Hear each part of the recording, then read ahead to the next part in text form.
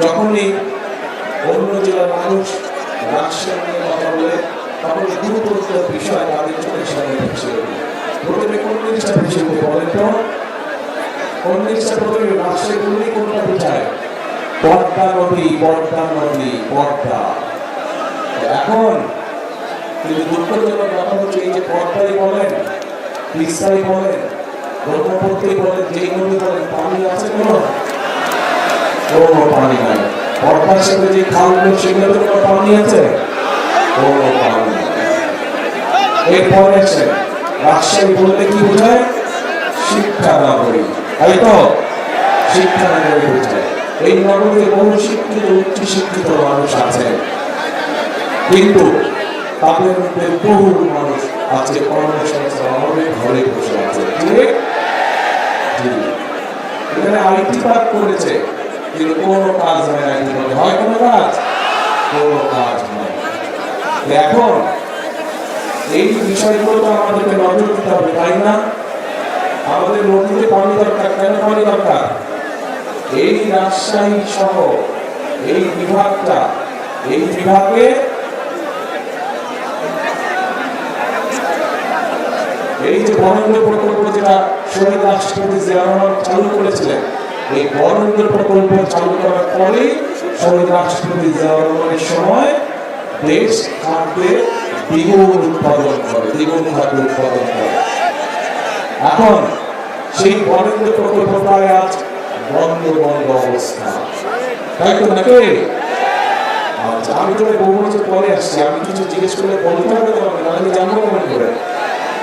আচ্ছা, এই বরেন্দ্র প্রকল্প দেশনেত্রী খালেদা জিয়ার সময় শহীদ জিয়া যেটা রেখে গিয়েছেন, দেশনেত্রী খালেদা জিয়ার সময় কাল বন্ধ করা হয়েছিল এবং পরবর্তীতে বিশাল একটা প্রজেক্ট আকার ধারণ করেছিল। শুধু যে খাল, শুধু যে রাস্তা ছিল, বনের ব্যবস্থা ছিল, ছোট ছোট ছোট বনের ব্যবস্থা করা হয়েছিল, কিন্তু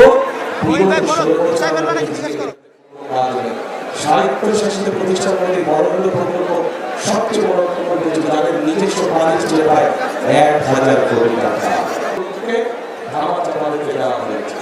প্রিয় ভাই বোনেরা, আমরা এই বরেন্দ্র প্রকল্পকে চালু করতে চাই সঠিকভাবে। আবার এই এলাকার খালগুলোকে আমরা খনন করতে চাই, পদ্মা নদীকে আমরা খনন করতে চাই।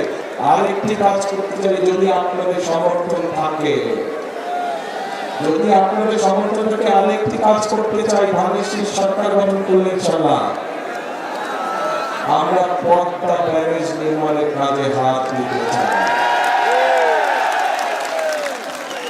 পদ্মা ব্যারেজ যদি ইনশাআল্লাহ আমরা তৈরি করতে পারি, এলাকার মানুষের, পুরো এই এলাকার মানুষের উপকার হবে। রাজশাহী শহর না পেয়ে ইনশাআল্লাহ আমরা পদ্মা ব্যারেজের কাজে হাত দিব। এখন আসেন প্রিয় ভাই বোনেরা, এইগুলো হচ্ছে কতগুলো হচ্ছে পুরনো পরিকল্পনা, যেগুলোকে আমরা নতুন করে চালু করবো। শহীদদের সেই খালগুলো নষ্ট, সাথে আমরা পদ্মা ব্যারেজের কাজে ইনশাআল্লাহ হাত দেব যত দ্রুত সম্ভব। কিন্তু তার জন্য আপনাদের শহরে পুরো অঞ্চলের উত্তরাঞ্চলের প্রত্যেকটি মানুষকে ধানের শীষ নির্ধারিত করতে হবে। কারণ এই বরেন্দ্র প্রকল্পের সুবিধা রাজশাহী থেকে শুরু করে সেই ঠাকুরগা পর্যন্ত কৃষকরা সুবিধা পেয়ে থাকে, তাই না? সেই পর্যন্ত চলে গিয়েছে প্রকল্পের সুযোগ সুবিধা। কাজে যদি পদ্মা ব্যারেজ হোক, প্রকল্প চালু হোক না কেন, এটার সুবিধা সকল মানুষ পাবে। কৃষক পাবে, কিষাণ বোন পাবে, কৃষক ভাই পাবে, সাধারণ মানুষ পাবে। কারণ উৎপাদন যখন বাড়বে, স্বাভাবিকভাবে নিত্য জিনিস দাম কমবে। কিন্তু একই সাথে আমাদেরকে নজর রাখতে হবে যাতে কৃষকরা তাদের উৎপাদিত পণ্য কোল্ড স্টোরেজে ঠিকভাবে রাখতে পারে, কিভাবে রাখতে পারে। এই যেখানে আম বাগান, আমাদের যদি চাপাই শহর রাজশাহীতে আম বাগান, আমাদের এখানে আমকে সংরক্ষণ করার জন্য কোনো হিমাগার নেই। আমাদের পরিকল্পনার মধ্যে একটি আছে কিভাবে আমকে সংরক্ষণ করা যায়, আরো বেশি কিছুদিন রাখা যায়, সেটা পরীক্ষা করে আমরা আমের জন্য হিমাগার তৈরি করতে চাই। প্রিয় ভাই বোনেরা, এবার আসেন আরেকটি কথা বলি। ওই জন্য না, রাষ্ট্রের কথা বললেই একটি কথা মনে আসে, শিক্ষা নগরী। কিন্তু মানুষ শিক্ষিত আছে, উচ্চশিক্ষিত মানুষ আছে, আইটি পার্ক আছে, কিন্তু কোনো কাজ নাই। আমরা এই আইটি পার্ককে সচল করতে চাই। আইটি পার্ককে সচল করার মাধ্যমে শিক্ষিত এবং উচ্চ শিক্ষিত যে মানুষগুলো আছে, বিশেষ করে যারা আইটিতে কাজ করে, তাদের আইটি সংক্রান্ত যেই কাজগুলো তাদের দরকার। এই মুহূর্তে আইটি সংক্রান্ত কাজ বলতে আমাদের যে মোবাইল ফোন কোম্পানিগুলো আছে, যে কয়েকটা, শুধু ওই কয়েকটাই কাজ করা যায়।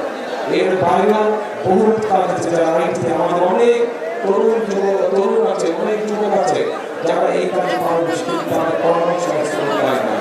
আমরা সেই উপায়টি তৈরি করতে চাই, আইটি কারণের মধ্যে সেই উপায়টিকে তৈরি করতে চাই। একই সাথে আমরা এই বিভাগে ভকেশনাল ইনস্টিটিউট তৈরি করতে চাই, যে ভকেশনাল ইনস্টিটিউট তৈরি করার মাধ্যমে আমরা আমাদের ছেলেদেরকে, আমরা আমাদের মায়ের এই বোনদেরকে ট্রেনিং দিব এবং সেই বিভিন্ন ট্রেনিং দেওয়ার মাধ্যমে তাদেরকে আমরা দক্ষ শ্রমিক হিসেবে গড়ে তুলতে চাই, যাতে করে তারা দেশের ভিতরে নিজেদের ব্যবসা বাণিজ্য করতে পারে অথবা সেই ট্রেনিং পাওয়ার পরে তারা বিদেশে কর্মসংস্থানের ব্যবস্থা করতে পারে।